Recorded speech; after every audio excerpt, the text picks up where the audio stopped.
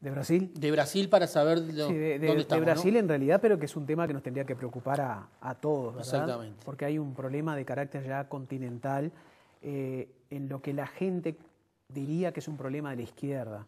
Pero cuidado, porque la corrupción no es un problema ni de la derecha ni de la izquierda. El corrupto tiene una particularidad, va de aquí para allá de acuerdo a dónde caliente el sol. Si mañana, y por decir algo un poco lejano, el Partido Independiente tuviera chance de ganar el gobierno, yo te aseguro que va a haber un montón de medios de prensa privados, poderosos, ¿verdad?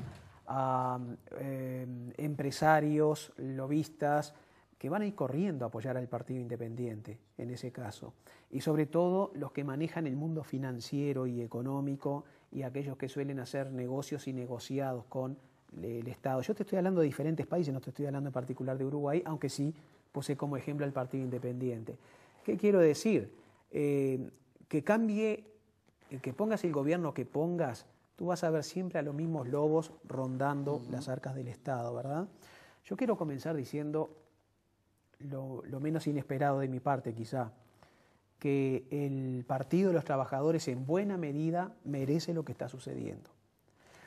¿Por qué? A ver, cuando Dilma Rousseff asumió y surgió el primer escándalo, el del mensalao, las mensualidades que se pagaban por debajo de la mesa, sobornos para apoyar distintos proyectos, Dilma cortó por lo sano.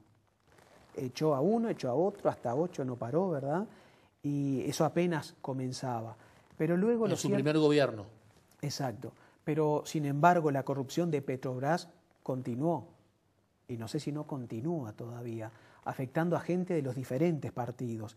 Pero acá esto es algo tragicómico, porque mira, el vicepresidente, Michel Temer, que va a ser el que asuma, y yo creo que sí va a asumir, yo creo que sí Dilma va a caer, y esto va a ser un gran problema para Brasil y para nosotros también, ¿verdad? Michel Temer, acusado de corrupción, es el vicepresidente de Brasil. Eduardo Cunha, que es el presidente de la Cámara de Diputados, que es el que en definitiva impulsa el impeachment, está acusado, o sea, ese es el corrupto de los corruptos, está reconocido públicamente como tal. Es como, no sé, para los que conocen Paraguay, el senador Galaverna, es un personaje que ha estado con la dictadura y en todos los demás periodos democráticos, entre comillas, y él siempre cae parado, ¿verdad? Sí, este presidente de la Cámara de Diputados, ¿estaba en acuerdo con el PT? Sí, era del partido del Movimiento Democrático Brasileño, era un aliado. Ajá. Es uno de los dos partidos que creó la dictadura junto con el Arenas, ¿verdad?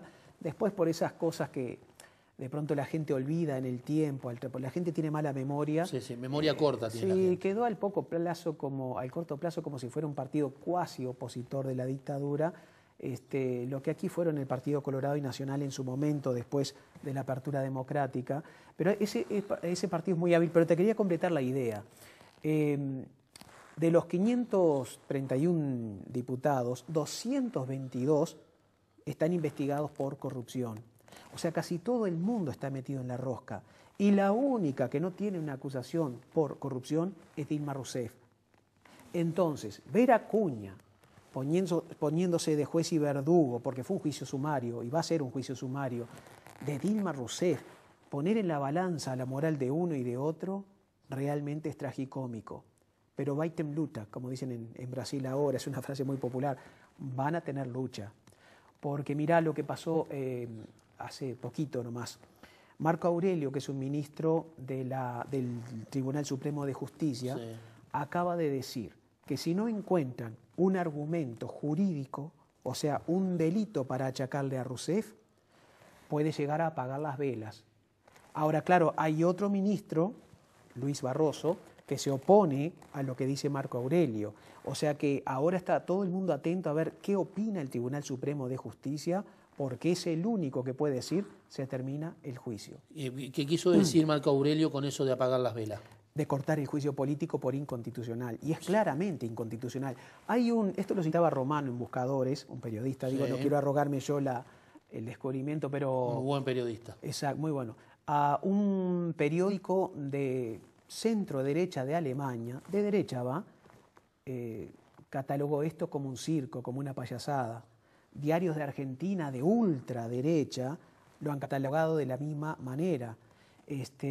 O sea, ni siquiera la CNN hoy en día sale a defender, como hubiera hecho en otros países, caso de Venezuela, a defender lo que se está haciendo. No lo estará criticando, pero tampoco lo defiende, ¿verdad? Es que es indefendible a todas luces.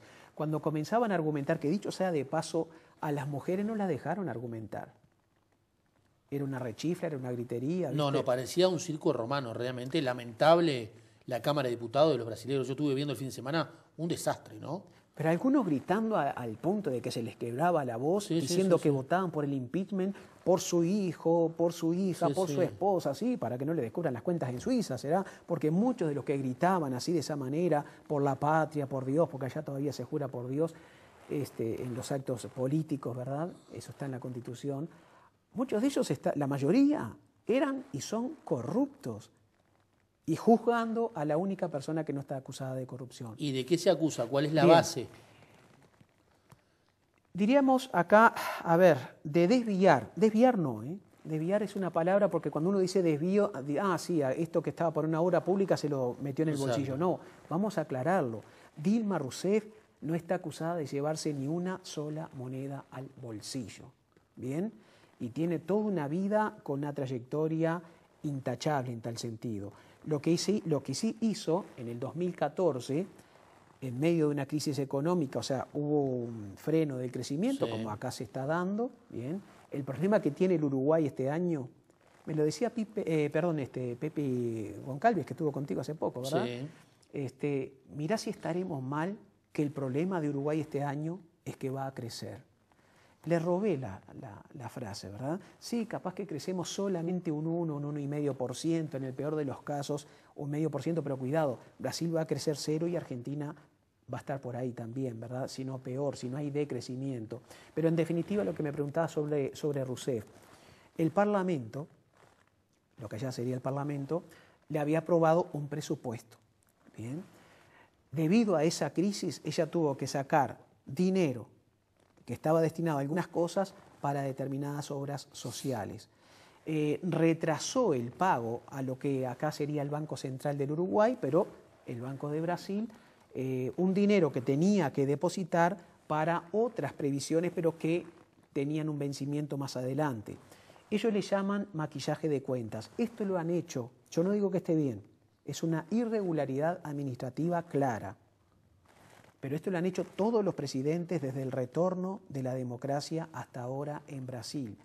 Y recién ahora se les ocurre hacer un juicio político contra un primer mandatario, en este caso mandataria. Lo que sucede es que eso es lo que menos les importa y casi nadie al argumentar habló de ese tema. Casi todos hablaban de cuestiones políticas. ¿Qué hay detrás de cada voto? Están las corporaciones agrícolas, agrarias, están las corporaciones empresariales, que todos tienen sus diputados. Pero fíjate que, por ejemplo, los peones rurales tienen solamente 3 representantes en más de 500 diputados, solamente 3. Pero los empresarios del agro tienen una cantidad, se cuentan por decenas para defender sus intereses. También están las corporaciones religiosas que, más allá de la fe, los mueve el interés económico, que de todo hay en la tierra del Señor, dirían los religiosos, ¿verdad? Que esto no es una ofensa, perdón. Sí, yo iba a decir eso, yo soy cristiano. En esto nada tiene que ver Dios, ni en esto tiene nada que ver los evangélicos, es el hombre. Porque en la Biblia está, el libre albedrío existe. Podrían ser evangélicos, que en este caso hay en este caso es evangélico, no, pero también lo he visto. Y como viene a colación, me parece que es importante. Así fueran musulmanes. Exactamente. No confundir lo que hace un supuesto musulmán con lo que es el Islam, ¿verdad? O con lo que dice el Corán y lo que interpreta algún maniático con respecto al Corán. Bueno, lo mismo pasa con la Biblia. Exacto. O incluso el libro de los mormones, etcétera, etcétera. Pero esa acotación hay que hacerla porque allá hay una corporación de carácter religioso económico. O sea, que usa la cuestión religiosa y en un país sumamente ignorante. Y también están los medios privados de comunicación que han metido en la cabeza de la gente que todo el Partido de los Trabajadores es corrupto. Y vamos a reconocer algo, sí hay muchos integrantes de ese partido que han sido denunciados por corrupción, ¿verdad? O sea, acá están todos. Vos tenés a Collor de Mello todavía como senador y va a ser uno de los que decida la suerte de Dilma Rousseff. Ahora, lo que te decía también es que la derecha que busca la destitución de Rousseff quiere volver a los años 90, pero ya lo anunció y está por escrito Michel Temer: privatizaciones, flexibilización laboral, mayor dependencia, mayor vínculo con los Estados Unidos, que yo no veo mal negociar con Estados Unidos. El problema es si tú lo haces en una situación de extrema dependencia, como se dio con la Argentina de Menem, como se dio con esta misma gente en aquellos años, ¿no? Perdóname una acotación más. Esos partidos que hoy están contra Dilma son los que favorecieron el golpe de Estado en 1964 en Brasil, cosa que también hay que tener en cuenta. Y uno de los diputados dijo que, dedicó su voto al general que durante la dictadura se ocupó de la tortura de Dilma Rousseff.